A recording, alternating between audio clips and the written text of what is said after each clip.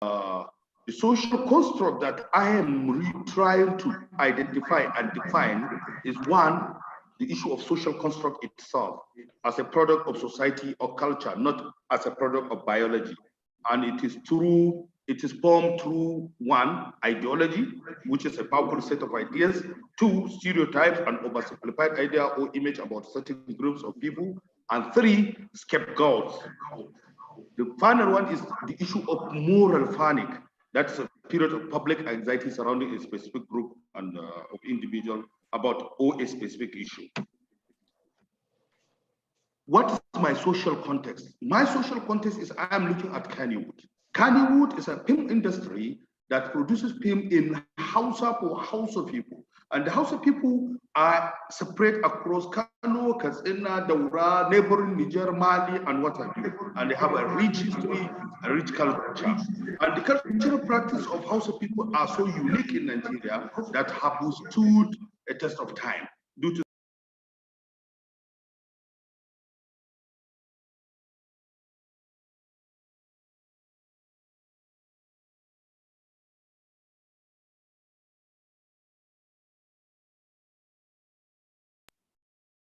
due to our strong tradition and in spite of strong competition from the Western Europe culture as adopted by the southern counterpart, the North had maintained a rich and peculiar mode of dressing, food, language, marriage system, education system, traditional architecture, music, and other forms of traditional entertainment. And this is the context within which Dunia Makaranta was produced. And this is the context within which my paper was situated.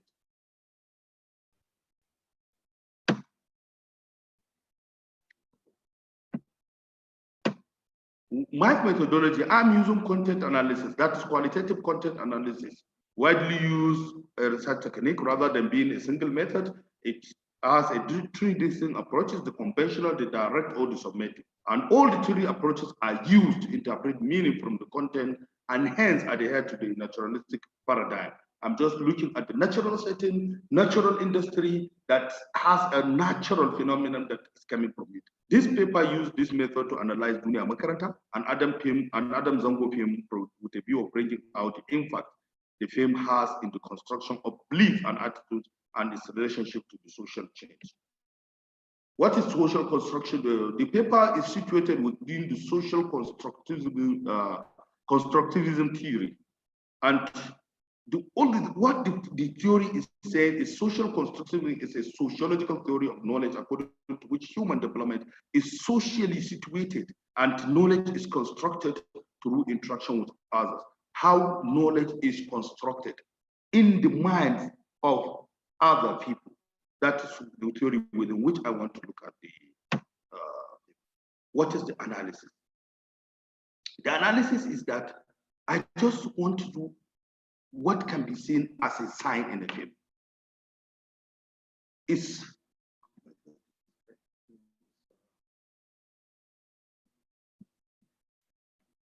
okay, what can we see as a sign in the film? Is it the image that the film is that is with the film? Is it the character within the frame?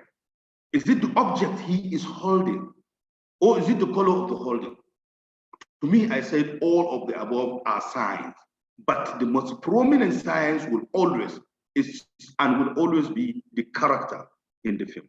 And what happens when an audience begins to break down a film sequence or an actor's physicality to a more fundamental fact?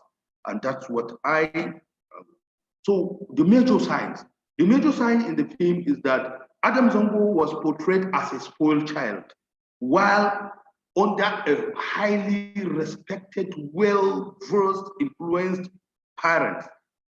And the parents in the film were not shown where they have gone wrong in the upbringing of the child. So Adam Zango was portrayed as a bad child with a under a bad company, and the film was not able to show whether he is the one that influenced his friends to become bad or his friends influenced him to become bad. So that's some of the analysis I have done in the film. So what of my preliminary findings? The film was able to construct a fake social reality on the way and manners of child bringing in the North, more especially within the elite. The socially construed reality might shape people's perception about the culture and norms of Hausa people, especially to those audience that do not have direct knowledge or contact with the Hausas. So the paper recommends that filmmakers in Kannywood should adopt the Hollywood and Bollywood approach of nationalism and patriotism in their film by trying to promote their culture and norms through a well-researched production. Conclusion, this paper has shown that art, that is, all art in its all form, especially film, has proven to be a very important and effective means of cultural transmission. The demonstration of creativity by the contemporary artists in the film is superb. Social causes, we should know that the filmmakers, the directors, and all that have business in the film should know that social causes are slowly incorporated into people's lifestyle, thereby pushing the social cause into the mainstream. So they should be careful. Research is always the vehicle through which filmmakers will excel. Thank you. Thank you very much, Dr. Anura, for keeping to the time.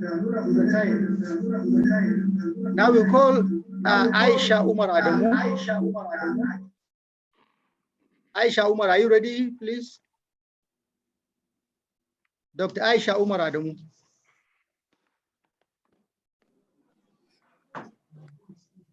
Hello, Aisha Umar.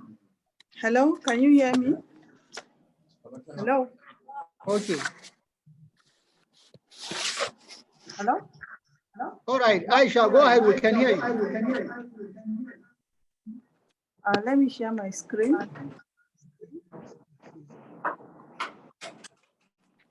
Go ahead. Okay, I want to share my screen.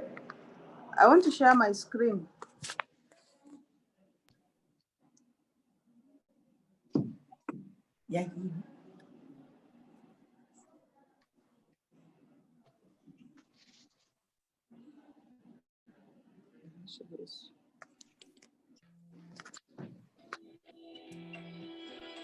Hello?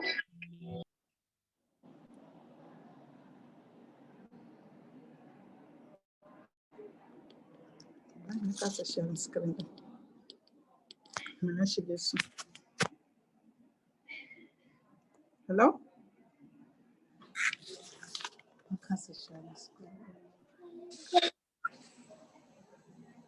Hello? Can you hear me, please? Yes, we can hear you. We can hear you very well. Okay, please, you can take another presentation. I have a problem here. Yes.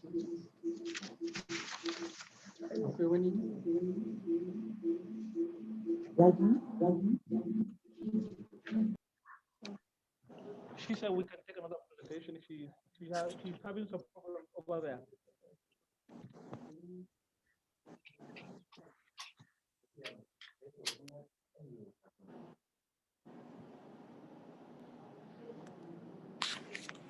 Hello, S.A. Abdulmuni. S.A. Abdulmuni, are you ready, please?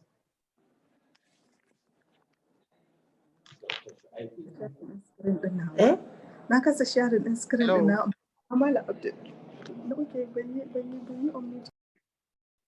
Hello, Dr. Alumuni. Umar Mekudi, are you ready for the second paper presentation? Mr. Umar Mekudi, are you ready for the second paper presentation?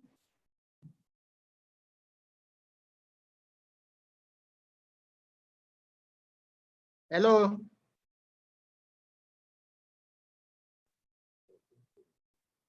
Mr. Umar, please. Hello, sir. Can you hear me? Hello? Can you hear me, sir? We can Hello? hear you very well. Yeah, Mr. Umar, we can hear you. Okay. Go ahead. All right, sir. Okay. My second paper is African language films in the global market. Now, as a form of introduction, African cinema has undergone a very popular resurgence in recent years, thanks to a number of daring films that not only challenge international expectations, but also celebrate local culture. Global audiences are moving to what the continent has to offer. And with such a vast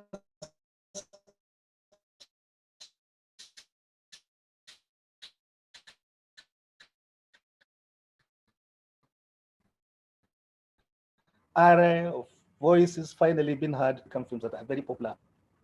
Nigeria's film industry has recently gained a lot of attention for its film, The Wedding Party, Destination Dubai, a sequel to the original hit, The Wedding Party, the second movie in the country's first big international success, breaking box offices records in Nigeria as well as abroad. This romantic comedy brings the classic and colorful Nigerian wedding party to the big screen. Now, the December 15th opening weekend of The Wedding Party, Destination Dubai, earned approximately 73.3 million US dollars and $202,000 dollars, making a new Nollywood record and beating Star Wars, the latest JD at attendance in Nigeria. The first went on the surface 300 million naira, 840 million US dollars the first week of January, and is predicted to exceed the previous record set by 2016's Wedding Party, all over 3 billion US dollars to 8.8 billion, $4 billion. Now, according to the producers, The Wedding Party Destination Dubai has been the highest grossing Nollywood film in the United Kingdom as well.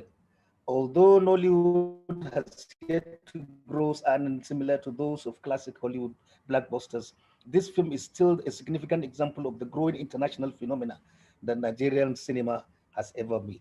The most successful Nollywood film ever, The Wedding Party, managed to highlight the pleasure of wedding in the uniquely Nigerian style, premiering at the Toronto Film International Festival and ranking in the cash ever, since the movie is a comedy that succeeds in its primary aim of entertaining the viewer, a crowd pleasure in the trust sense, and the film that will make you what you get to invite Nigerian wedding as soon as possible. Now, there are so many films that have gained international recognition, media recognition, and one of those films is The Town of Runners 2012. Now, this is an inspiring documentary about a small Ethiopian village that the producer is dispassionately high number of Olympic caliber athletes. If you're going to the film looking for a magic formula, however, it might come away disappointed. The blood, sweat, and tears on the display highlights are true of a good old-fashioned hard work. Now, the second film, which also gained an international attention and media attention, is Timbuktu 2014, with almost unheard of 99% approval rating on reviews, aggregation, Rotten Tomatoes, and claiming honor of being the Mauritanian film at a Ghana Oscar nomination. Timbuktu is highly seen as one of the finest films of the decade, let alone one of the best African films in the new wave. The plot and the topical as they come, with the city under the stage for the black torture. Jihadist, but it is a triumph of the human spirit over diversity that really shines through. Now, another film that also gained international attention is Mali Blues, showcasing the rising music talent that the Famonte Douara, also known as Fatou. This documentary followed the performer of a visit back to her home country, having played years earlier. And another good film that also gained international community is Tulsi. Tulsi, with a stylingly believing performance from the Presley Chuayagi as the titular character, and the Oscar win for the best foreign film in the back.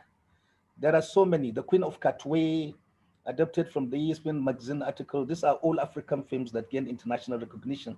The first Ghana, the first Ghana, The Wedding Party, and then District 9, and then Half of the Yellow Sun by Chimamanda and Ngozi Adichie. And also there are also films that gain international recognition, like The Sembene, which is produced by a Senegalese, and it's a very popular film which also try to understand that Oscar has won an Oscar in its bit. Now, there are also films that are supposed to go on Netflix. Many films are going on Netflix, and we can find films like Azali, like The Lionheart. And The Lionheart is one of the best films now that was not able to win an Oscar. The reason is that the organizers said the Oscar, the Lionheart has 100% or 96% English instead of Igbo. Only 6% of is Igbo. So these are some of the things I believe that some of the films in Africa and in Nollywood and in Nigeria has gained international recognition, and many of them are in Netflix now. Thank you very much. Thank you. All right, thank you very much, Mr. Omar Mekudi. Now we take questions from Mr. Osita and Dr. Hadiza Jummai Ibrahim. Dr. Hadiza, introduce yourself and tell us your question, please. Are you hearing me? Yes. Okay. I'm Hadiza Ibrahim of Mass Communication. I have a question, and but I will start with a comment. All right. Talking about research, carrying out research to find out what people really like before you come up with content, film content. I just remembered an incident that happened about 2-3 months ago in the north here, especially Hamisu Breaker, a musician, and some married women. They took to social media and they showed the whole world how they danced for their husbands and then so on and so forth. And then it generated a lot of comments. Some liked it, some people liked it, and some were against it. And that is what I really want to talk about. I think our producers, all right, film producers should really take this research thing as an important aspect of film production, even if it is informal research, to really find out if people, if the audience are comfortable with this singing and dancing thing. I know we have discussed this several times. Some people have argued that once you remove singing and dancing from films, a lot of people will not watch. But my own opinion is that I think there are people who still prefer our indigenous film. All right, films. You remember our Samanja, our Demogori. You know, they didn't sing and dance. There were no singing and dancing, and people loved such films. And I think there are people who still prefer such films, not only singing and dancing. And the issue of singing and dancing is also, I think, has a lot of implications or impacts on marriages. All right, because I remember the Hamisu Breaker issue. I was reliably informed that somebody in Abuja divorced his wife because she showed the whole world how she was dancing for her husband to see. All right, and I think probably the singing and dancing she saw impacted influenced her, and then she thought, well, she could just do it, and then she danced, and then she just posted it on social media, Facebook, and it generated a lot of conflict, and it led to divorce. All right, to her divorce. So I think is very, very important. We should not downplay this issue of research, especially informal research, probably, or even formal research. We should not ignore it, and we should take it very serious.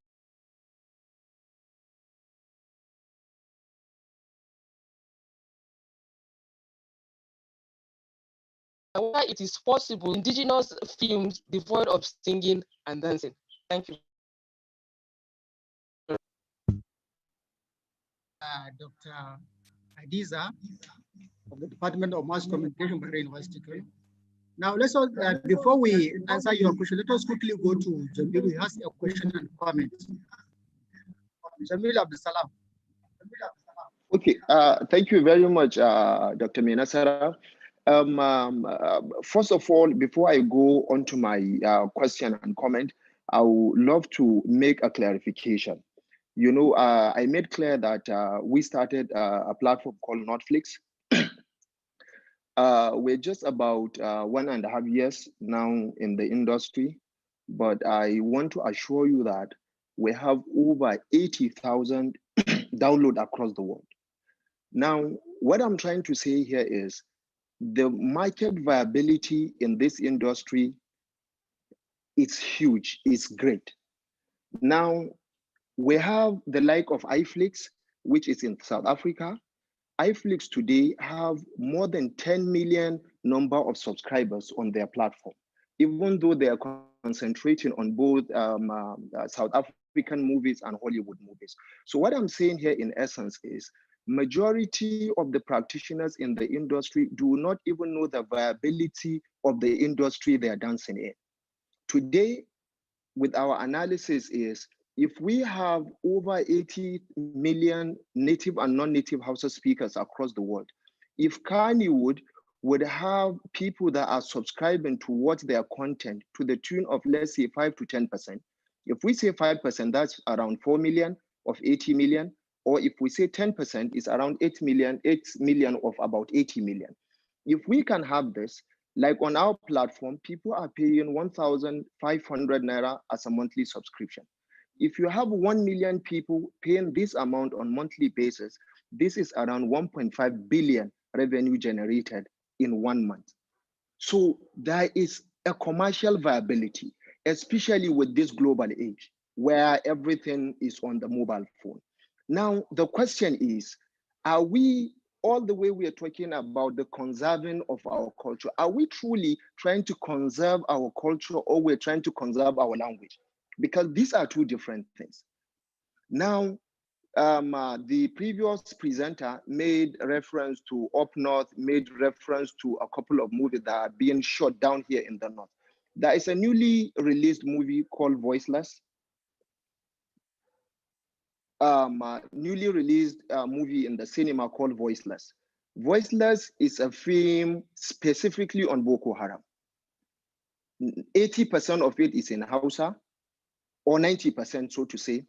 And these are producers that are coming all the way from southern Nigeria to come down to the north and produce a movie.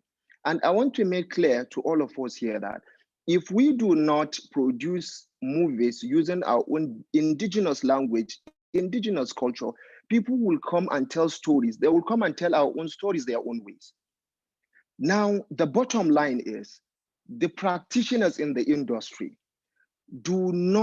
are not willing to exercise some kind of some knowledge whereby they could write script that is going to be attractive to majority of us. Now, I'm going to say it clear, majority of people in this presentation wouldn't sit down and watch Kannywood movies. The question is why? The reason is Kannywood are concentrating majority mostly on equipment, thinking that advancement in production is to borrow some of these techniques, some of these stories from India and from Nollywood. But we have a rich culture, we have stories. I really want to call on mass communication department. I really want to call on history and culture, for culture, or Department of History and Culture, Hausa language. We need to come together. Kannywood is left alone. They are doing what they feel is right. And they cannot do it right because there is high level of lack of education in the industry. The academia needs to come in, investors need to come in. People like us are now in the industry. We can give them the business mindset, but the storyline, the delivery of the storyline need to be impactful. And the only way that could be done, these people from the academics department and from the academic sector needs to come in. It should go beyond just having a presentation like this, bringing out point. I really like the presentation from Dr. Noura. It is a very nice presentation. I like the concept, but it should go beyond presentation. We need to come together. We need to impact on these guys. That's the only way we can move forward. Thank you very much for the opportunity. All right, thank you very much, Jamilu. But quickly, before we go to Mohammed Mohsin, you raised an important issue regarding, establishing a kind of synergy between Kannywood film industry as well as the Department of Mass Communication in trying to come in, educate the producers, the directors, and other people who have a stake in film production.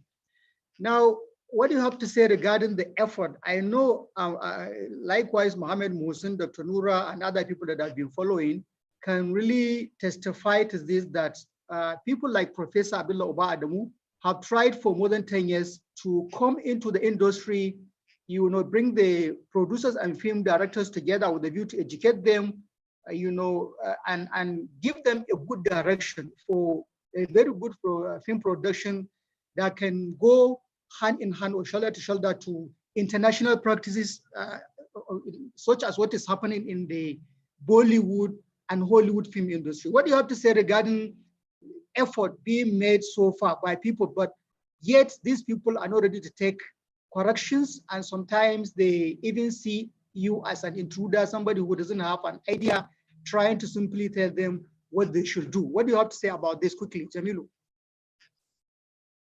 Okay. Thank you very much, Doctor. I think just the way Muhsin raised, Kannywood is not an industry owned by an individual or group of individuals. Kannywood is an industry just like any other industry that any individual from anywhere can come and produce a content. So today, if Department of Mass Communication, for example, History or Hausa, feel there is need to produce any content, all they need to do is, what is the market viability? Then they invite people that are into the production and come and advise. Then select the actors or any other artists that they want to produce this content with, and they do. But what I'm saying is, I understand that this they feel intimidated when they find someone that is a bit knowledgeable coming into the industry to work with them. I had a couple of discussions with Professor Abdullah Oba Adamu, and I felt Prof is a little bit tired with all the ups and downs and everything, but it is not enough. We have to do it. We shouldn't allow them to be the ones controlling our own culture, because it is not about the industry, it is the whole northern region as a whole, because they are our representative. They are telling our own stories, and whether we like it or not, they will have to say it their own ways.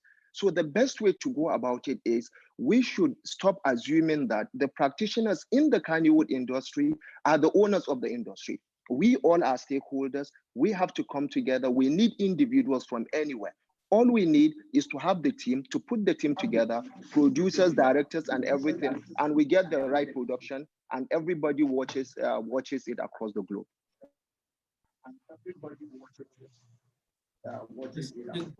All right, thank you very much, Jamilu Abdusalam.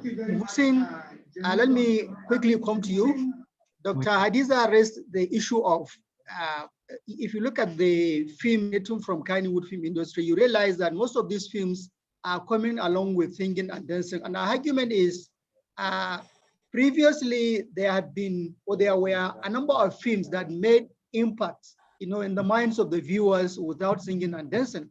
And what is the possibility of producing films in the present dispensation without singing and dancing? And those films will certainly be accepted by the viewers. That is one. Then another issue raised by Jamilu is that, are we actually looking at cultural preservation or language preservation? So Muhsin, I will give you 2 minutes to quickly comment on these two issues raised by Dr. Hadiza as well as Jamilu Abdusalam. Okay. Okay, sir, thank you very much. Let me quickly start with Jamil Abdusalam's point. To be so sincere, if not blunt, he sounds more idealistic than pragmatic. Because remember, our universities have already introduced courses. I can remember my department, former or current, theater and performing arts, offers courses in that regard. Even mass communication also, I think, has a few courses meant for people from Kannywood and other film industries. Likewise, Metamasili University, Northwest, has courses for filmmakers, but they barely, if ever, come for such courses. And the universities that are now battling to get their salaries, how do you expect them to invest millions of naira for filmmaking? That is very idealistic, to be so sincere to you. So I think that still is, the need for those people to come willingly to meet people like Professor Abdullah Oba Adamu and the rest of us who are willing to improve their product, to make their film industry more visible, to have more regard throughout the world. I know what I have been going through researching on Kano. In fact, right now, some of them have blocked me on social media. I was in Kano all the way from Germany to meet some of them, and I couldn't for 3 weeks, for 5 weeks, in fact. So it is not easy, seriously speaking. So that is one. Then to what Dr. Hadiza also talked about, actually in recent, there have been films without song and dance sequences that sell very well. I think Jamil Abdul Salam can testify that Wutakara does not have song and dance in it, but it is one of the highest selling films on his platform, Nosflix. So actually song and dance routine is not now a thing as it was before. They have experimented films without song and dance, and they have sold very well. So except Alunu probably and a few other guys, the rest, like this guy, Alugumzak, and oh my God, I forget the director of Wutarkara, Yasin Awal, have made many films without song and dance, and their films have been accepted.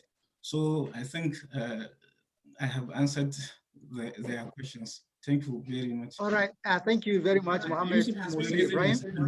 Can I say a word? Dr. Yusuf, can I say a word? Let us quickly go to Dr. Isi Abdulmuni for his presentation.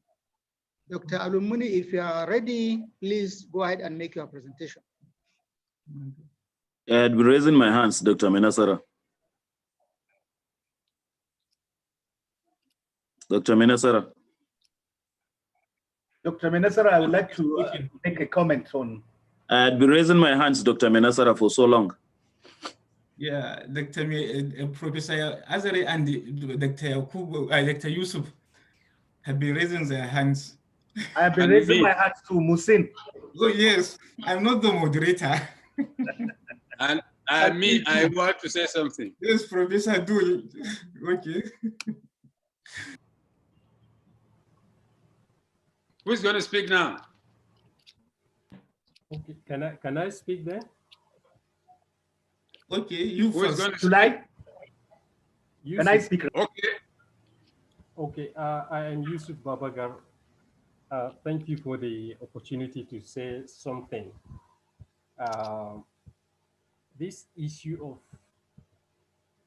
cultural preservation or language preservation, I think are inseparable. We can hardly separate culture from language because the two are interwoven.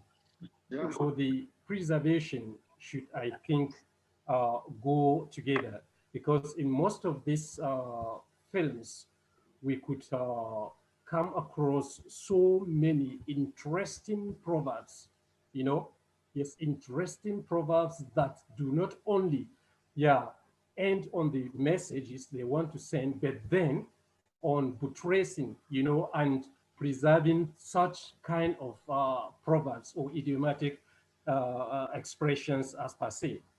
And culture is that complex whole.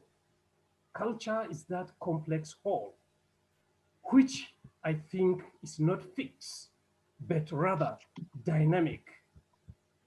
So in the course of cultural preservation, the filmmakers and generally humans are bound to experience one, modernization. And there is that issue of crossroad. There is, of course, globalization. What about hybrid culture? There is interface. All this, are some of the things that will have to affect culture.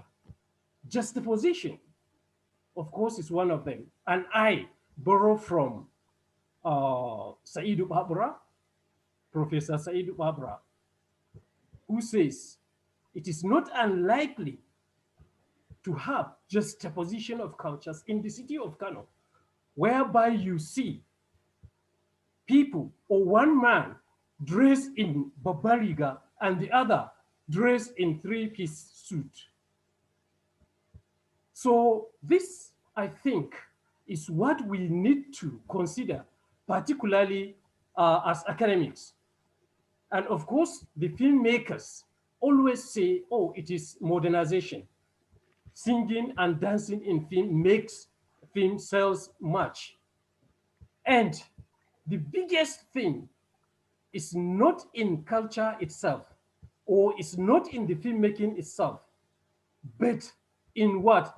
Fidelity. And what is fidelity? Faithful to something. Are this, or is it possible for a filmmaker to be faithful to what he is presenting, particularly when it means adaptation? It is very, very difficult. It is very, very difficult because a filmmaker is what? Is constraints. You know, he is bound to face some constraints. If it is an adaptation, which we have talked so much about, is it possible to represent the plot in a novel per se, or in another film into another? It's very, very difficult. Thank you.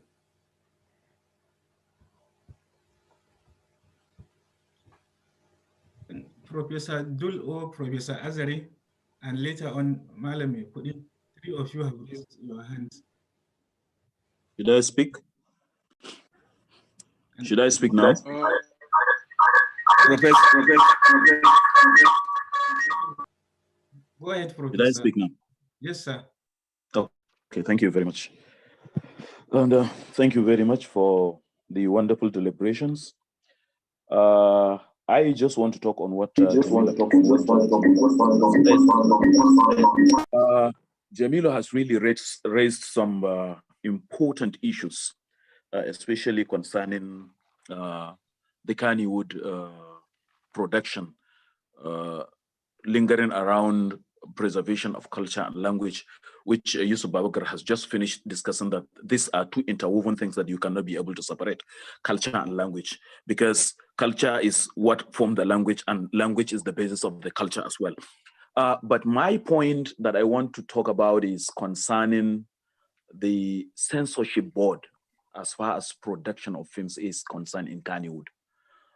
One of the background reasons of on why they were created was to censor how those films that are being produced are in tandem with our cultural norms and values. But now in most instances, you find that these films passes through this censorship board before they go into the market.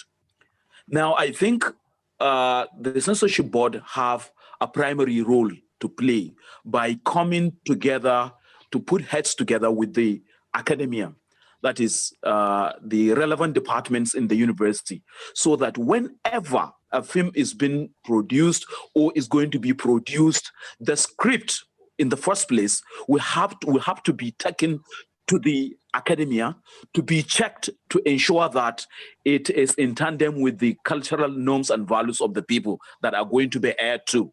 That's one. Two, after the production of the film, before the film is being aired or is being released into the market, it should be shown. I can recall that the last time when Ado Ahmed Gidan Dibino made one film, he came to the university, he went to the convocation arena, he presented the film, and he got a lot of comments, which I think he went back to insert those comments that will assist in fine-tuning the film so that it will go along the cultural norms and values of the people. So I think in trying to ensure conformity with the culture of the people and the language of the people, I think it is important the censorship board should be up and doing in terms of censoring and ensuring that the academia is really contributing to making the right decision as at when due. Thank you very much. You're welcome, sir. Professor Abdul, go ahead. Professor Abdul, go ahead. Professor Abdul, go ahead.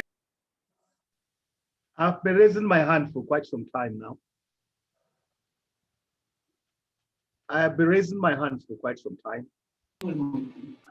Yes. I have seen your hand. I will get to you. I will get to you. No problem, no problem.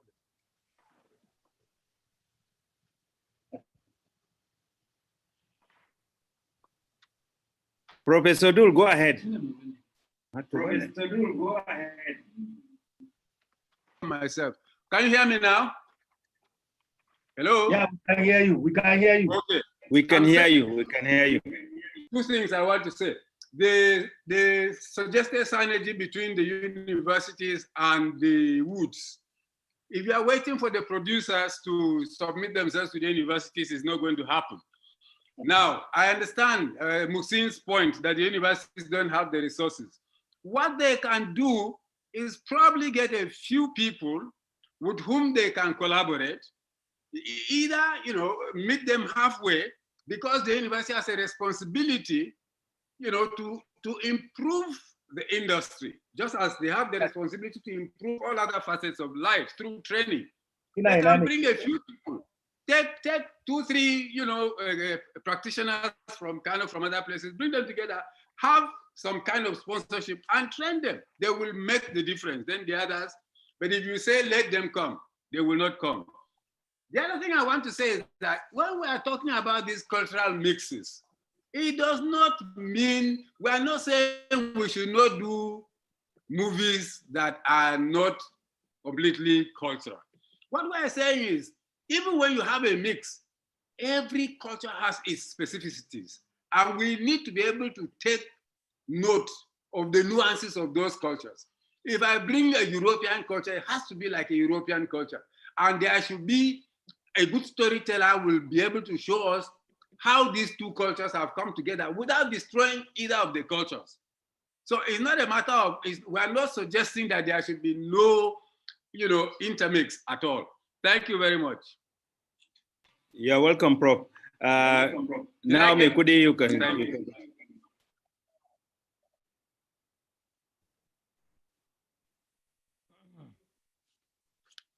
I beg call Janet for me, let her come and correct this. This woman is very nonsensical. Mekudi, you have muted your mic and you were intimidating me to speak. Sorry, sir. Can you hear me? Hello? Yes, we can. Can you hear? Okay. Go ahead. We can Now, hear what you. I'm saying is that, okay. What I'm saying is that I just want to add to what Jamilu Salam said. The issue of Kannywood producers and Kannywood actors not attending conferences and not going back to school is an issue that is absolutely very worrying. Now, last year, if you want to see Kannywood stars and actors and producers gathered, then you call them to give them an award. If it is an award ceremony, you will see them. Even in the clubs last year, many of them were invited to come, but they refused to come. But during the during the award ceremony night, you see many of them. They don't want to come to school. In my school, we created a very, very important class that we called TV and television productions. You know, there are certificates for 6 months. I invited many of them to come, but they refused to come. So actually, if you want to see a situation where a Kannywood member or an actor will refuse to do what you want to do, is the fact that you invite him to the academic cycle or academic table, they will never come. So my take on this is that we should not fail. We should continue to pursue them. We should continue to advise them to come and get education, especially in terms of production. Because when you're not educated, you can't write a very good script. You cannot do anything that actually will impress even an outsider and not talk less of an insider. So that's just my take on this. Thank you very much. Osita, you have been raising hand. I must apologize. I have seen. So please go ahead and speak. Hello, good afternoon. Can you all hear me? Yes, we can. Okay, fine. My name is Osita. Thank you for. Yes, we can. Okay, I just want to pick from narrative given by Dr. Ashiru and some points made by Jamilu about Kennywood industry. First and foremost, we all have this concept that Kennywood movies are derivation from Bollywood, basically, in terms of their cultures, the way they present their movie. That is why we have dancing.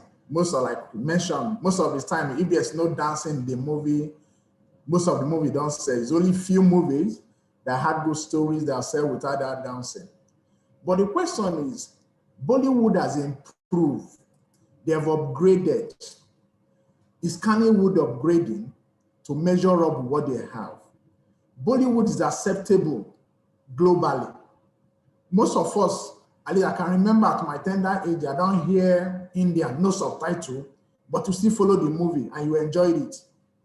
So how many people will watch Kennywood movie from the southern part of this country? Why movies being produced in Nollywood are being watched by the outsiders, by the northern part, and they enjoyed it? How would Kennywood movie penetrate the market globally? Or how would Kennywood movie comes to acceptability in other parts of the country if we're not upgrading the movie, the story, even though we're keeping the cultural value? There are a lot of things that is not realistic. I know for one that if there's any body contact in a movie, it might not be approved. Are we actually depicting what is actually happening? Is it a thing that people can relate with? Maybe I have a scene and a husband and a wife, and then a wife collapses because you are the husband in that scene, you won't touch. And whatever happened, all those things affect then in producing what is realistic that people will enjoy. Because I believe the industry is moving, but they need to catch up, because Kennywood, like I've been said by most of the people, moderator here, that Kennywood is lag behind. They're like on their own. They're not measuring up with others. So it's a thing, I think this gathering is actually address every room that is causing constraint from them practicalizing or acting what is expected to be done, so that they'll make the movie real.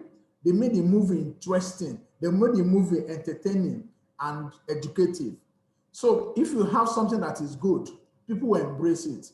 One of the mentors mentioned about wedding party, it was even have global acceptance. If the movie is not interesting, I don't think every one of us will watch it. So the issue of Kennywood, and it's going to be a review. We should not be dwelling on things of the past. More things are growing. Things that happened 20 years ago are not happening now. We should find a way of, when we are telling our story, to reflect the current situation of what is happening, so that people can accept it and then relate with it and enjoy it. So these are an area I want to ask and mention, so that we'll find a way around it. That's the only way Kennywood can move beyond where it is and move further and measure with other movie industry globally. Thank you for the opportunity. You're welcome, Osita. We have Shaibu Abdulmumin,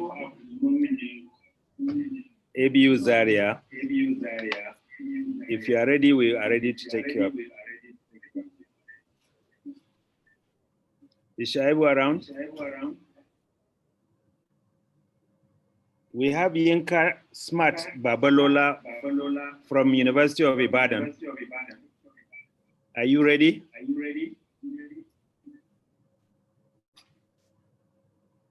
And Jeremiah and Yomi from National Film Institute in Jos. Are you ready? Israel Kashim Abdu. If you are ready, we are ready to take your paper.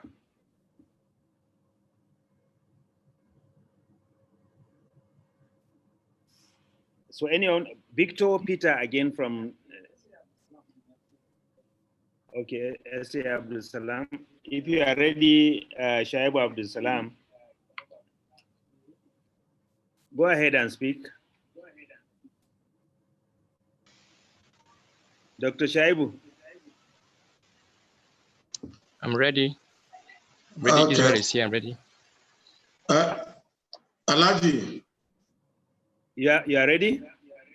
It's Victor. No, I'm having serious issue. I'm at Flamingo.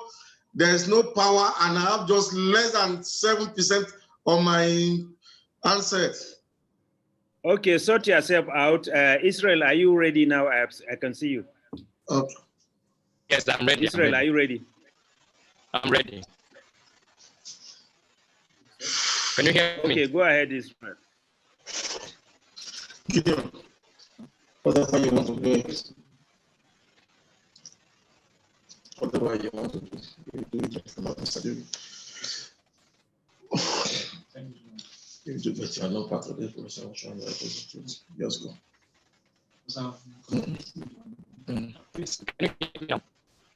Anybody that calls from you, that person be in trouble with me. Because I left a statement.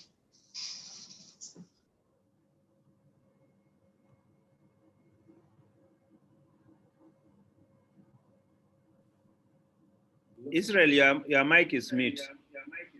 So can you unmute your mic? Right? So your 5 minutes starts now. Go ahead.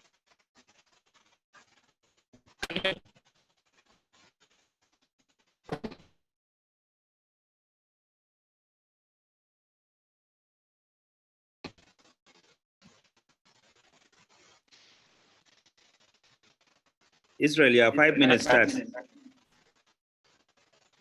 Okay. Presentation on a two-day virtual conference by Kano Indigenous and Language Festival KILAF. And the paper will be Reconstructing Religious Identity in African Indigenous Language Stream. Israel, can you wait a minute? Can you unplug the ear mic and off your system? Unplug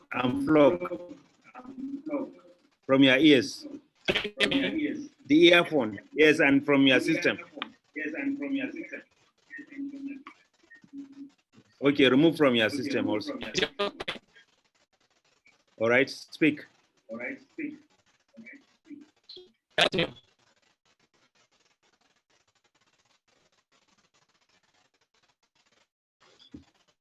Speak to the computer's microphone. Yes. Okay, can I continue?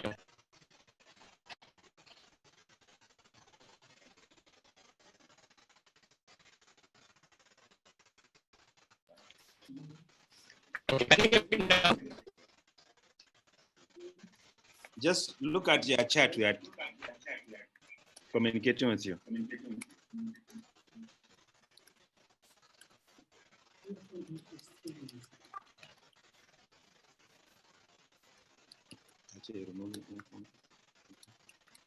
Okay, so can I go on? Have you seen our message?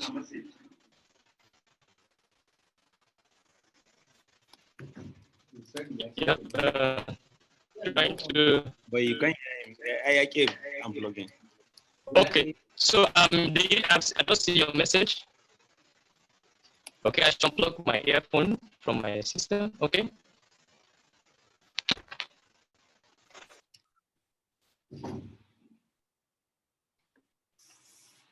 Can you hear me? Yes. Go ahead. So can I go?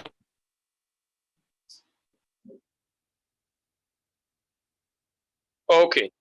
So my presentation would be reconstructing religious identity in African Indigenous language stream by Israel Kachim.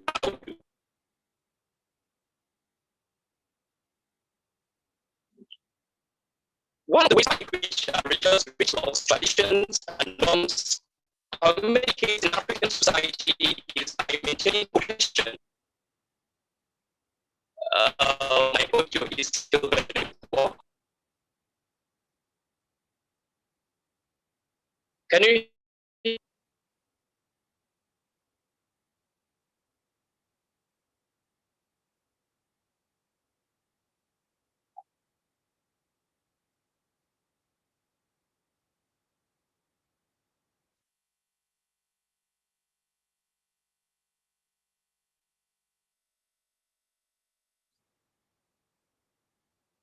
Can you hear me now?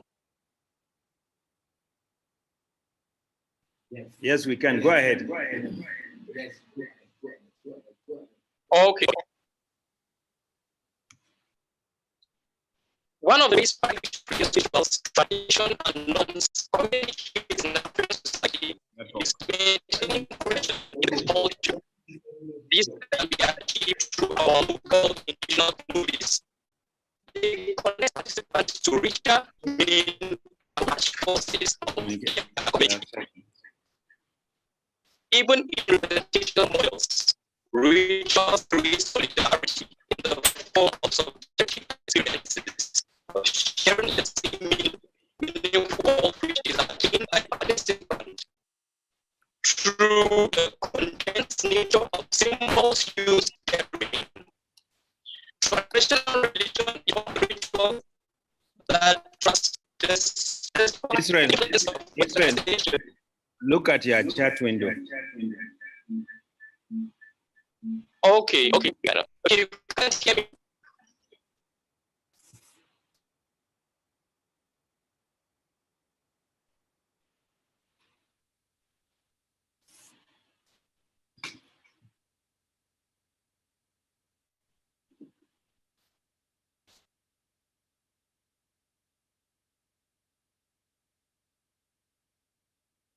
Can you hear me now? Better. Yes, we can hear you. Go ahead. So can I go? Go ahead. Yes, continue. Yes. Okay. So just from daybreak to daybreak, people have rituals, religious rituals, which they communicate with the gods or gods, deity, Israel. Can you hear Just me?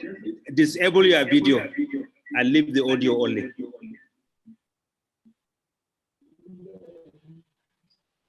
Can you hear me now? Yes, better. Go ahead now. Yes. Okay. So I can continue.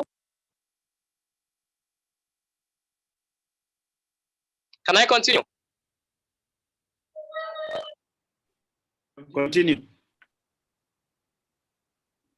Okay, okay. So, like the practice of philosophy in Africa, Nollywood has significantly become involved in the process of African self-reflection and identity construction by means of its cultural representation.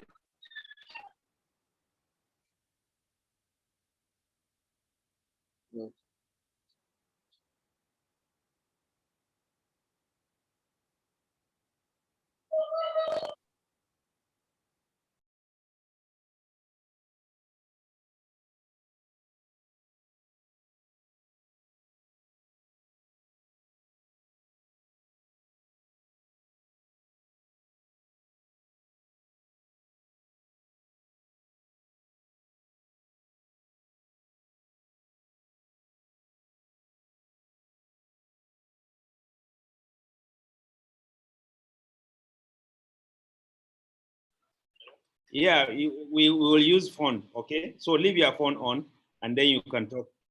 But start from the beginning now.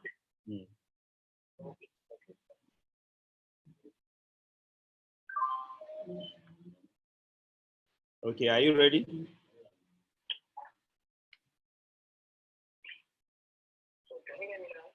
Yes, we can. Yes, yes. Yes, you can start.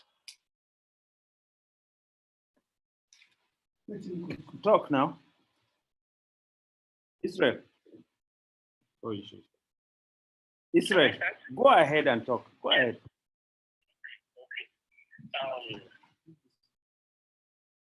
I'll be talking on reconstructing religion.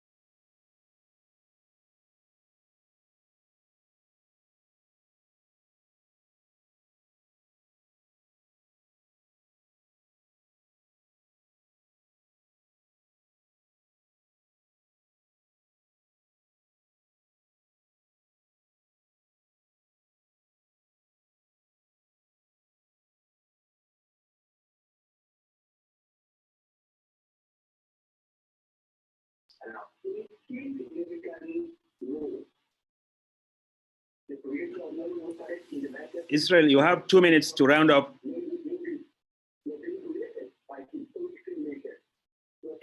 Israel. Israel, you have 2 minutes to round up.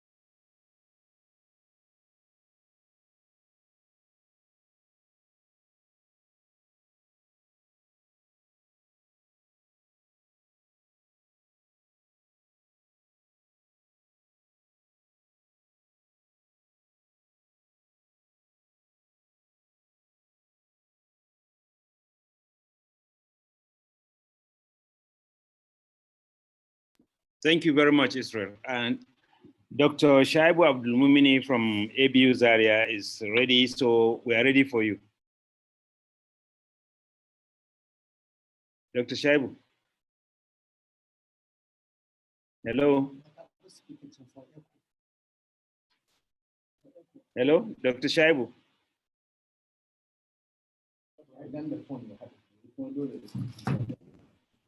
Hello, Dr. Shaibu.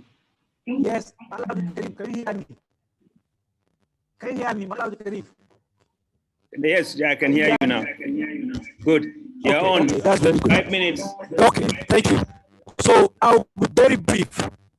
My paper argues that preserving African indigenous language through Hausa film. It examines the activities of Kano. The study argues that one of the institutions that is championing the cause of preserving African indigenous language, particularly Hausa, is the film industry, specifically the Kano industry, which is the most popular Hausa film industry in Africa. The use of medium of communication in Hausa by the producers, actors, and what have you to reach their target audience, who are mostly native speaker and non-native speaker of Hausa, is a point of observation and is the point in order of their presentation. Their messages are diverse, such as cultural, educational, religious, social, and romantic, which takes the lion's share of their caption. Then the lyrics, the production of the songs, the lyrics, and the singers who complement the activities of the film, cast and the performances is another pointer of how they are preserving the language. So briefly speaking, what I'm saying is the production of and communication of Hausa of Kano films in Hausa language is very significant and effective and marketable. Hausa, because Hausa is one of the most populous African indigenous language. It is spoken by millions of people in Hausa land proper and beyond. The concept of preservation is that the continuous using of, reserving, protecting, and applying it in the film activities of the Kano is a pointer to the activities of preserving the language. So you find that non-native speakers, for example, there are many non-native speakers of Hausa who are now engaged in producing film in Hausa language. So thereby contributing their own quota in preserving the language for prosperity. So the argument of this presentation centers more on the activity of Kanus, unlike other issues. I follow the argument of other presentations, but my argument here is pragmatic, in the sense that in the last 3 decades, if you can look at it way back, Kano Hausa film have been producing and preserving the nobility and the revere and cherish the importance of indigenous African language, particularly Hausa, through originally writing their script in Hausa language. The script writers also are doing a good job in the area of grammar, stylistic, classical aspect, ethic, morals, and what have you. So the lyrics, the composers, the singers, and the Hausa songs which complement it are also significant pillars of preserving the language through Kano film. So in conclusion, what I'm saying here in a nutshell is there is no denying the fact that today, of all the institutions aiming at preserving the language, indigenous language, particularly Hausa, is the Kano. Kano is leading and is championing the cause. Of course, there are forces and challenges, distraction here and there, in and out. But it is the hope of this argument that the industry will continue to strive to preserve Hausa prosperity. This is the beginning of the presentation. Thank you.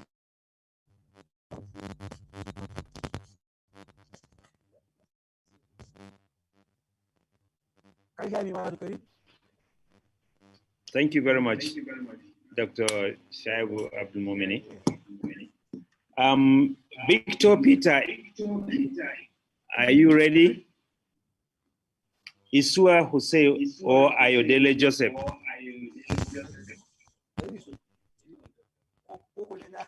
Ibrahim Uba Yusuf.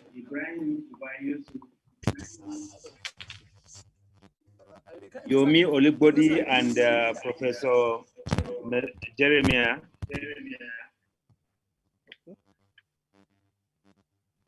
If any one of you is ready, we are ready.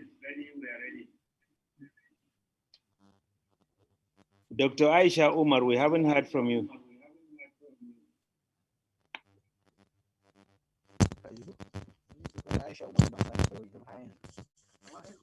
I think what we can do is we open the floor for questions, comments, or observations so that we can fill in the gap. So raise up your hand if you want to ask a question, make a comment, or whatever you think you want. Anybody?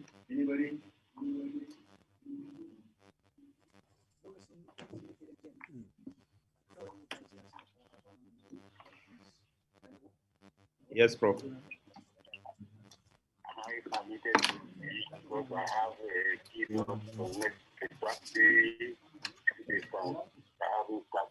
So no problem. All right.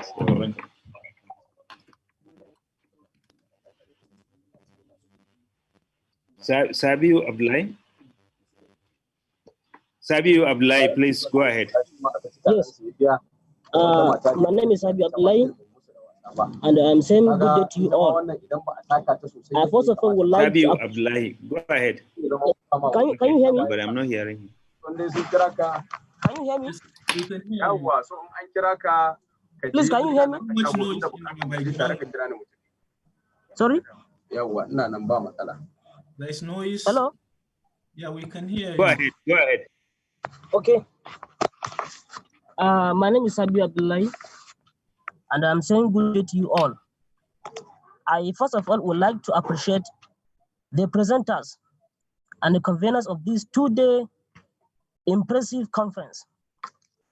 And I would only like to make a suggestion on inviting key and major,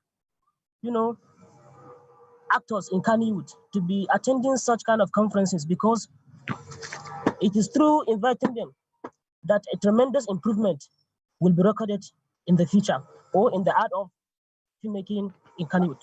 Thank you very much. Abiu, we welcome your comment. Also, we will direct what you have said to the local organizing committee of this conference so that we can be able to include what you have said as a suggestion that we should take forward.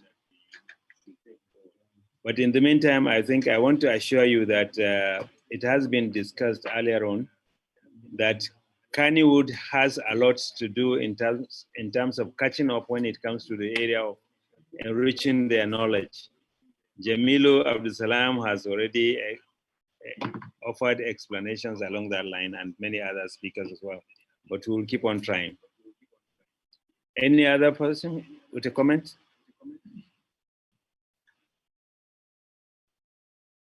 Question?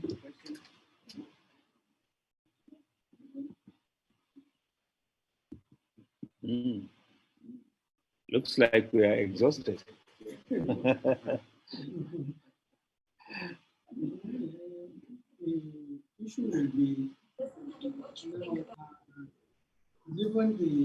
Professor Malam has already taken the floor, so go ahead, Prof.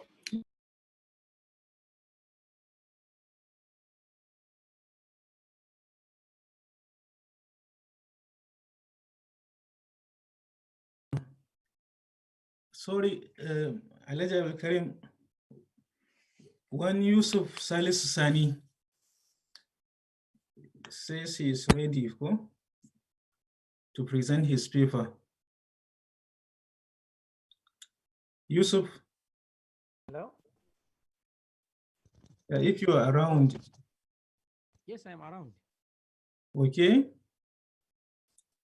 Yeah, from Unimed, right? No. Pardon? It's from Bayer University and Professor Azare, I think. Yeah, exactly. Sorry for mixing it up. Okay. I think you have the flow to Okay, present your thank you. paper. Okay. So, good afternoon, everyone. This is the paper between, it's a joint paper between me and Professor Yakubu Azare. The title of the paper is Writing Religious Teachings Around Socio-Cultural Dissemination in Hausa Films of 21st Century. Hello? Hello? Yes, go ahead, go ahead. Thank Go you, sir. ahead. You have 5 minutes. So, okay. So I should briefly just present the paper since the time is to the time limit.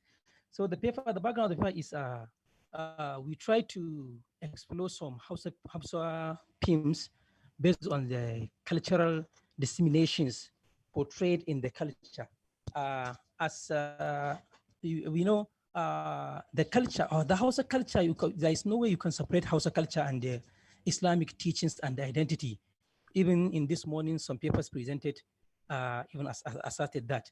So there are some films or some Hausa films which by mere looking or by hearing, people may even subject them to anti-Islamic or something like that.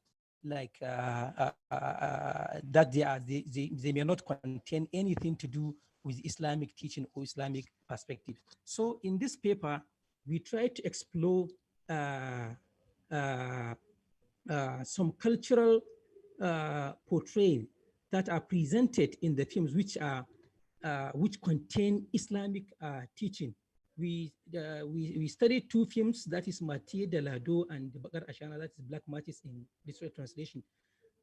Literary translation. From the name of the films, the first one is just a comedy, or we can call it a comedy, and the other one, Bakar Ashana, Black Martyrs, may in fact the translation is a pejorative translation or pejorative name for a prostitute in Hausa. But still, when you study the films, you will find that there are some Islamic teachings and identities which the script writer or the producer, the script writer included in the films. When you look at them, you can relate it or you can give the genesis of those culture to Islamic teachings.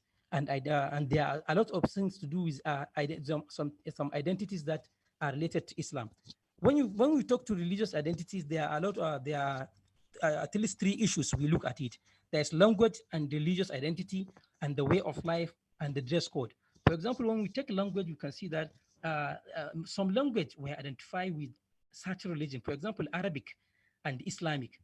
In 4th century, when the Arabic expanded to other nations outside Arabic, it became the language of the world. So it became it also by becoming that expanding the Islam in Arabic language, it makes the language to become an identity of Islam. Or when you take a Greek, for example, when the Emperor Constantine converted to Christianity, it also became the lingua franca among Christianity. So many religions comes along with certain language. And sometimes when those languages are accepted as identity for the particular religion, the custom or the culture, some culture of that language also goes along as part of the identity. Like in Islam, the way of Arab dress and other things, some of them became part of the identity of Islam, and the dress code like turbaning and other things. So these are some of the things we look in at the films. And when we come back to religious teaching, there are two sources of religious teachings, or we say when we say religious thing, we refer to instruction or injection that are given or through that are given to Muslims or Muslim faith through Quran, Hadith, or consensus of ulama. So anything which sometimes you will have some cultures in the film that are portrayed, they are based on these teachings from Hadith and Quran. And the two films, I don't want to bother myself with this background of the films, but let's see how we take films, that is the Hausa films we studied from two, that is the two baseline, the story given in the films. In most films, or say all films, you have that there is main characters of the films, which are the focus, and the scriptwriter is writing the film on them, and they are mostly carrying the main or important message in the films. And apart from the main characters, there is a background socio-cultural settings upon which the film is based. So once Yusuf, you have 2 minutes. Okay, in all House of Films, Yusuf, yes, sir. Yusuf, you Yes, have sir. 2 minutes more. 2 minutes more. Okay, let me round up. So in all the films, when you take it, either from the main character or from the background character, or background setting of the film, you'll find that they have they contain some Islamic Islamic identity or Islamic religious teaching, like dressing code. When we take the films Mati de Lado, for example, the village where Mati and Lado found themselves after they have run away from their own village, they found it, all the people, the custom of the people are wearing turban. Even a person, if he comes without turban, they will take him as somebody who is not a Muslim to them. And also, when we look at the Bagar Ashana, the girls there in the film, the Kia, which was she was portrayed to become playing a double life in her house, and when she come out to school, she and her friend Miro and all other friends, they wear that they dress in Islamic way, they wear hijab. Though when they come out, they remove those dress and put another dress. And when we come to language identity, there are a lot of Arabic quotations in the films, like in Bakar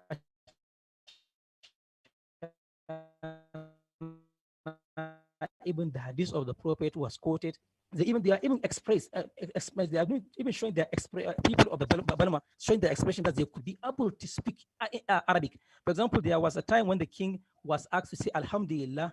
He was happy that I could be able to speak Arabic language. So that means that shows that they are identifying themselves with Islam. So conclusively, or the last we can say, in House of Films, there is no way you can separate Islamic identities or Islamic teaching from the culture of Hausa people or cultural settings that are used in the films. All we are calling for the producers and the other thing is that whenever they are trying to do anything or portraying these cultures or employing these teachings in their films, they should make a deep research and see how correctly the Islam teach what they want to people to understand in their film.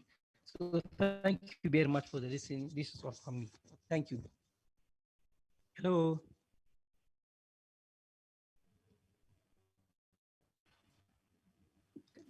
Yusuf Salusani, thank you so much welcome, for sir. that insightful presentation. I think what we will do is we take in some few questions and answers before I hand you over to Dr. Mainasara Yakubu Kurfi for the closing moments of the conference. Okay, Mohamed Gambo, we have Mohamed Gambo. Dr. Mohamed Gambo has joined us from Nairobi in Kenya, and he wants to have a word before we move to what I have just said. So can we now acknowledge and allow Dr. Mustafa Gambo from Nairobi, Kenya to speak with us. So, yes, Dr. Mustafa, are you on? Yes, good afternoon. Am I audible? Go ahead. Okay. So, yes, you are. Very. Okay. Assalamu alaikum. I would like to start by commending the organizers of KILAF virtual conference. This is really something that is innovative. Most especially, it aligns with the current situation that we found ourselves in terms of the challenge of the COVID pandemic. As you can see, for instance, for me coming from Nairobi, I'm joining live. I've been part and parcel of this engagement throughout yesterday and also today. So that really is a game changer, and it should go a long way in unlocking other opportunities in the film and media industry. And my other comment is the aspect of really all the papers, the presentations, the keynote speeches, they're all been thought-provoking, really aspects that will go a long way in enriching the industry. And one other aspect I would like practitioners and also researchers in the industry to consider is to see how we can be able to kind of within the film industry to incorporate aspects relating to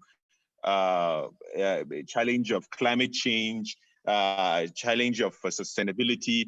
These are areas that the film industry will go a long way in kind of enriching the populace in terms of what it's required of them in terms of sensitization, because we're all seeing the effects of the challenge of climate change. We're seeing the effect of flood, we're seeing the effect of desertification.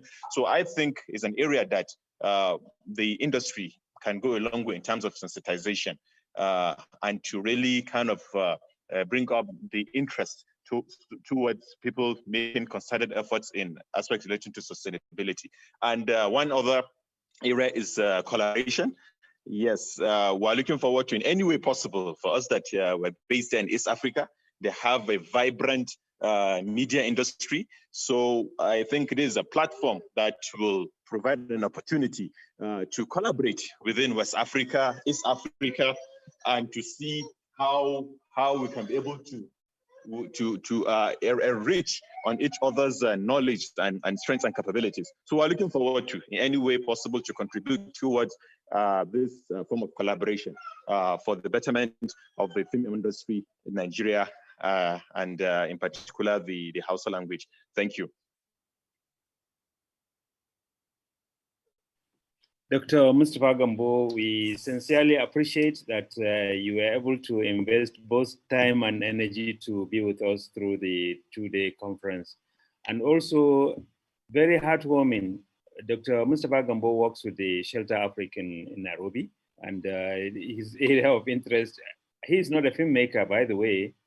He's into building homes for other people to enjoy, but he wants us to look at climate change as one of the subject areas that we can be able to make films to sensitize our people to appreciate the sort of importance, significance of appreciating what we can do as an input to developing themes of films that can address that sector. So we thank you so much, Dr. Mustafa Gambo. On that note, if anybody has any question, as I earlier said, we will take some few questions and few comments before the closing moments of the conference. So anybody, raise up your hand and we will acknowledge.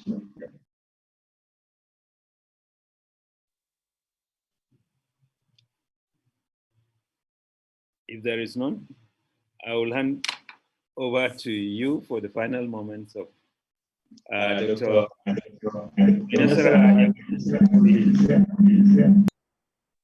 All right, thank you very much, Haji Abdulkareem Mohammed, for the wonderful co-coordination or co-moderation.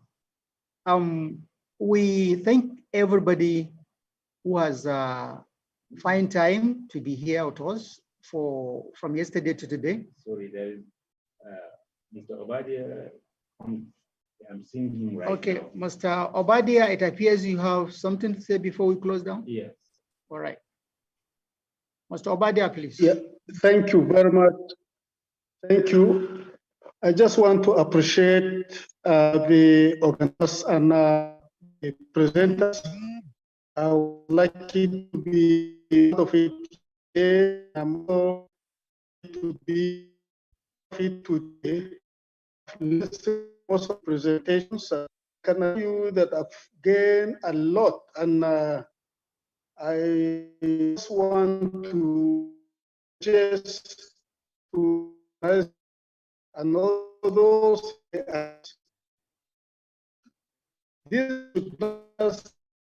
this be between researchers and those who in the itself. Yesterday we heard of the quality of scripting and something like subtitling and whatnot. I believe that if the academics will virtually go through some of the scripts and also work with most of these our film producers. I believe that probably might. So one is just that there should be a sustainable relationship between the academics and those who are practicing in the industry itself. I want to call the organizers and say that it does not benefit to most of us. I hope that the papers will be published into a book, and some of us can actually go through most of the presentation and make you. Thank you, Abdulkareem, for the invitation.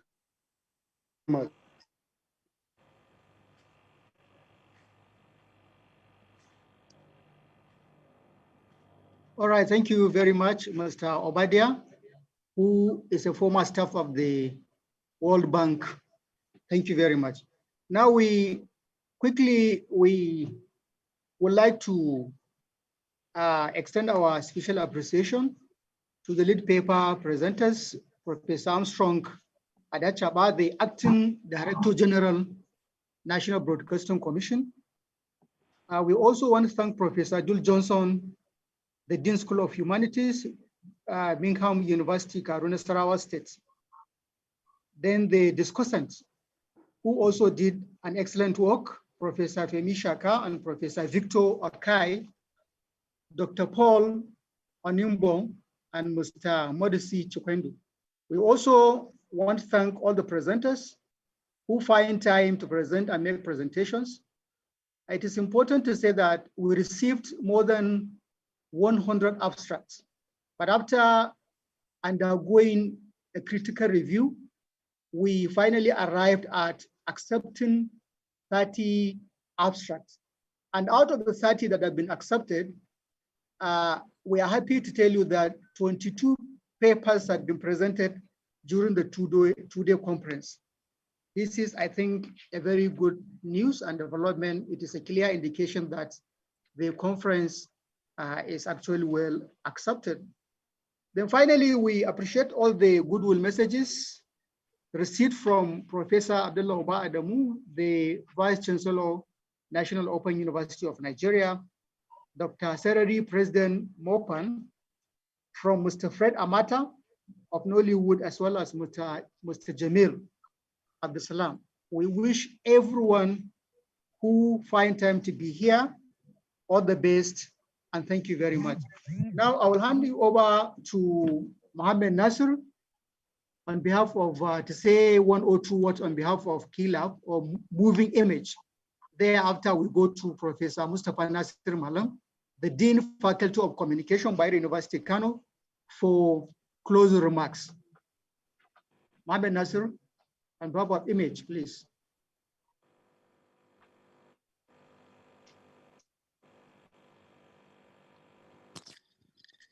So,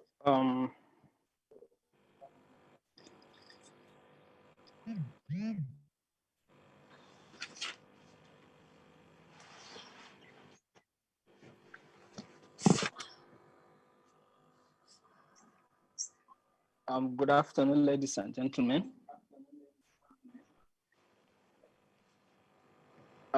It has been 2 days of intellectual engagement, intellectual discussions, presentation of rich papers, and we have to really commend the presenters of the lead papers and other presenters as well for the time taken to actually make the presentations aimed at enriching the conference.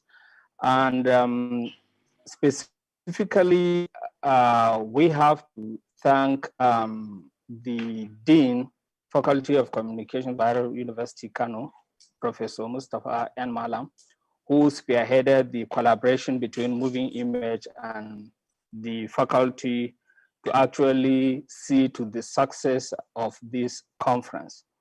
And we can't thank the faculty enough.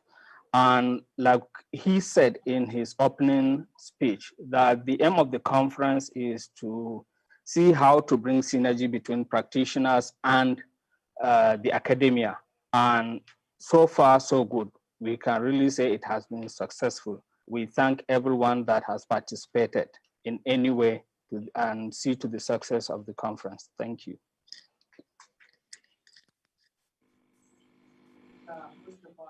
Over to you. Okay, thank you very much, Dr. Menesara, who also was the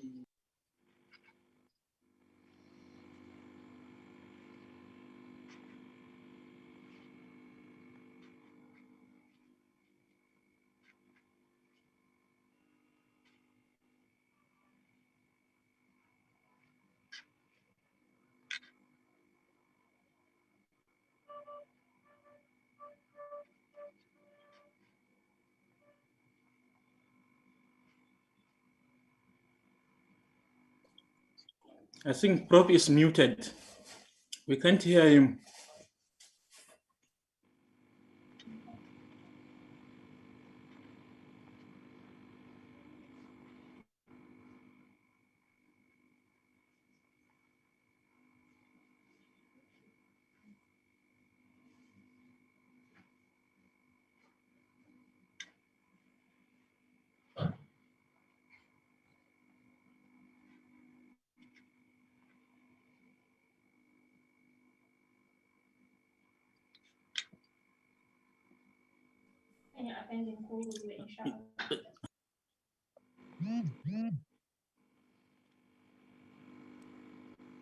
Unfortunately, we cannot hear Prof. I think he is muted.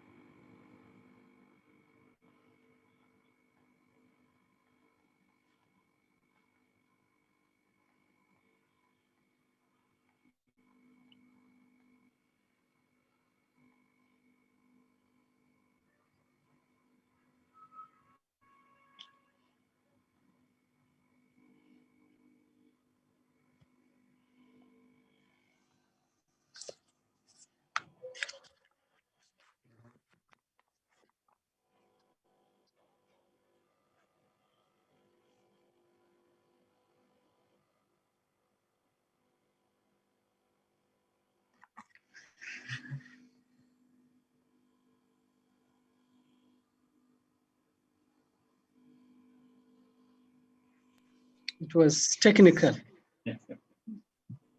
Now I want to begin by saying that this last 2 days of paper presentations and discussions may seem an ordinary 2-day conference by our participants and maybe others who are not so aware of what happened before yesterday and today.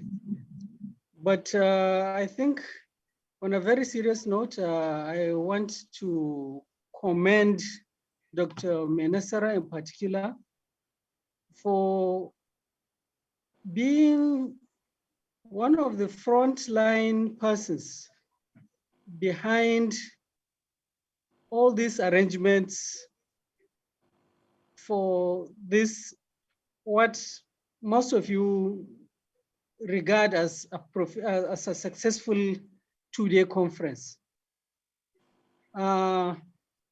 We worked, especially himself, Abdulkareem Mohammed and Professor Farouk and Nasir, the 4 of them in particular, worked many days behind the scene to ensure that this conference has become successful. So I want to appreciate them all for this. Now, as mentioned earlier on, these 2 days of presentations has resulted in the presentation of about 24 papers in all. Our two lead papers.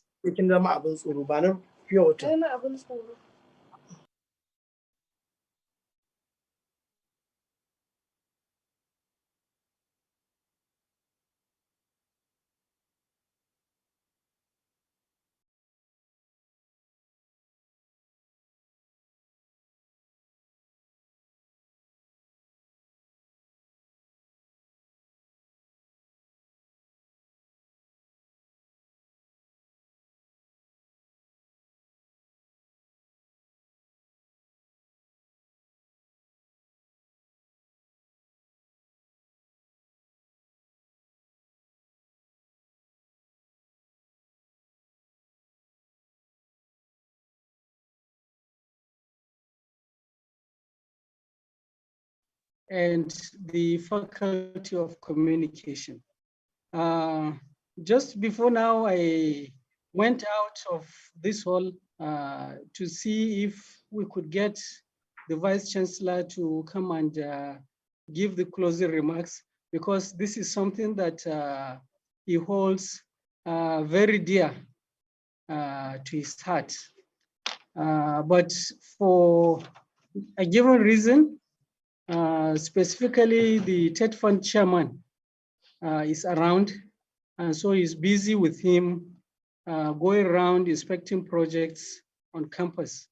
And for that reason, he mandated me to express the appreciation of the university for the initiative by Moving Image to propose this collaboration, which is indeed long overdue and highly welcome. Now, as part of the take-home issues or points from the conference, I want to say that one of the things that we will work on ourselves and Moving Image as part of the take-home for the conference are the suggestions with respect to the short courses that need to be organized on researching, scripting, and film production and marketing, at the faculty level. So we will collaborate, the Moving Image being the stakeholders on the field and the partners in the project, to see the kind of curriculum that we will collaborate to come up with, and see how we will market jointly, that short course for possible participants from the Kannywood industry. Now, another take home also for us is the suggestion that there is the need also for collaboration, not just with the Faculty of Communication, but also other stakeholder departments like history and Hausa language, to see how we can involve them and broaden the collaboration, as far as this is concerned. So I think that is well taken and noted, and is something that we'll look forward to working on.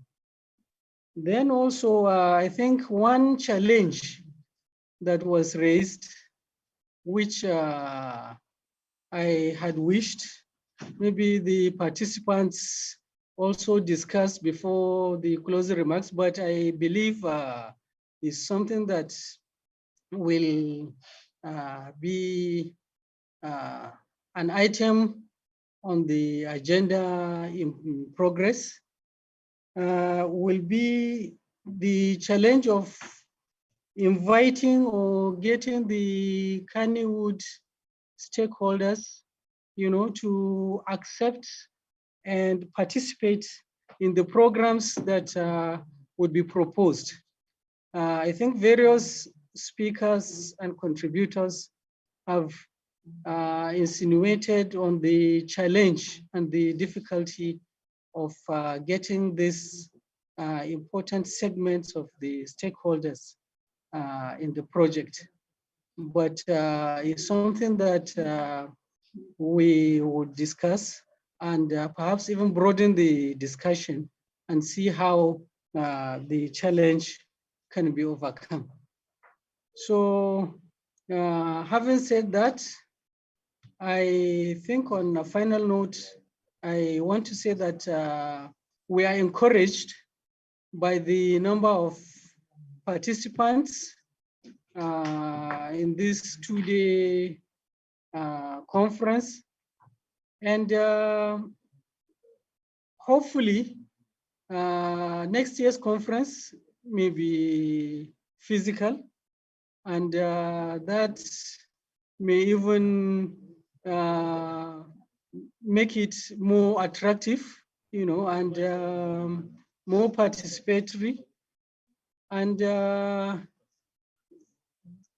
as we are earlier on said also, this is something that we'll build on, in years to come, and even see the possibility of further related areas of collaboration between the two of us. So on this note, I want to hand over to Alhaji Abdulkareem Mohammed to say the final words before the conference finally closes. So I thank you all on behalf of the faculty and university, and we appreciate your participation. Thank you very much. Thank you very much, Professor Mustafa Malam. I think my excitement about how these 2 days have gone cannot be expressed in words, because it's way beyond my expectation. And we thank Almighty God for enabling us to overcome the challenge of the pandemic to now meet virtually. For us that we call ourselves BBCs, born before computers. So to participate in a virtual form like this is quite pleasing, because it's a learning experience that we have learned quite a lot. But most importantly, continuity is the key to how this thing can strive. And we feel really, really encouraged by the comments from the Dean, Faculty of Communication in Bayero University. If they are pleased with this partnership, and I think that is the seed upon which the germination will be this continuity that I'm talking about. And in order for us to have an immediate motivation towards this continuity, we are leaving you behind with one, all those that have presented papers in the course of these 2 days. We are expecting them within 1 month to prepare for the final papers, because we are going to publish them. And we acknowledge the fact that you in the academia need publications in order to enhance your growth within the system. So take this advantage and make sure that you make your papers available to us within the next 1 month, so that we can be able to get them published. Secondly, our website is going to be open, so that if you have any suggestions, or you need to keep up with whatever we are doing in terms of planning for subsequent edition of this project, you can be able to get the information from our website. So you are welcome to visit the website and update yourself whatever is happening. On that note, I will personally say to the BUK team, honestly, we couldn't have had a better team from Bayero University than the dean himself being participant in the local organizing committee, and Professor Umar Farouk has been quite engaging through the process.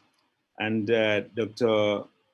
Mainasara Yakubu Kurfi took the burden because he is the smaller fish among the big fish that he found himself in, and he was able to deliver quite very well. Nasru Boppa Muhammad is the festival director, but sometimes I'm a little bit overbearing. Maybe when he's around me, he recoils. I don't know why. I want him to come out of that shell so that he can be able to give up that seniority bit. I appreciate it, but I want you to come out and reassert your authority because I know what you're capable of doing. To the ICT team that we engaged, what I find interesting is the person that we conscripted to ensure that we have an ICT smooth sail confessed to me that he had never done anything on Zoom to this scale. And therefore, he had to go extra mile to ensure that we have not experienced any failure. Of course, we are all human beings. Nobody is perfect. Yesterday, there was a slight delay before he could lay his hands on. But what we appreciate of Victor Sunday Oladimeji is he is willing to go that extra mile, and he did. So we're quite happy that it has been a wonderful learning experience for him and us as well. We are sure that by next year, things will be better. And we hope that you will keep faith in what we are doing so that you can be able to lend us our support. For the numerous people that laid their confidence in the fact that we can be able to do this, Yusuf Babagar, Musin Ibrahim, Obadia Tohomdet, and quite a host of other people that rallied around us. We were really, really impressed by that support. And to National Broadcasting Commission, it is very difficult for one to get an event like this to be sponsored.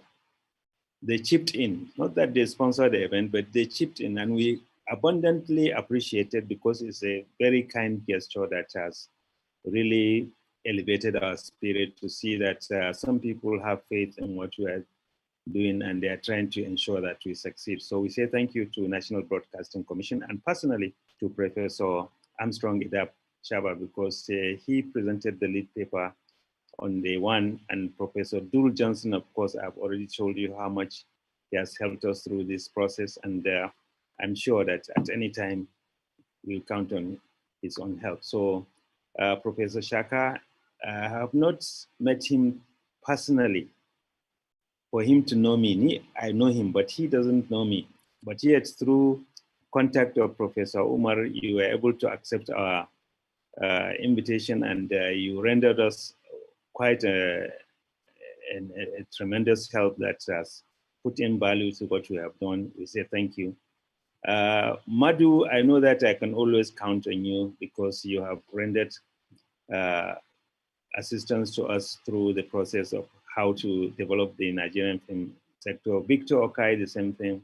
So Paul Onimbo, I have never met you in person, but the way you were able to leave what you were doing in Denmark, get back into Cameroon and say you're participating in this and your input to this process, we say thank you quite a lot, So I will be saying that on behalf of everybody, we look forward to seeing you next year.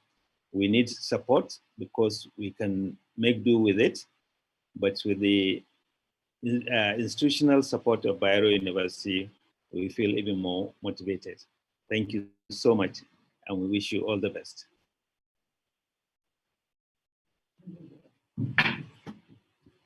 Thank you very much.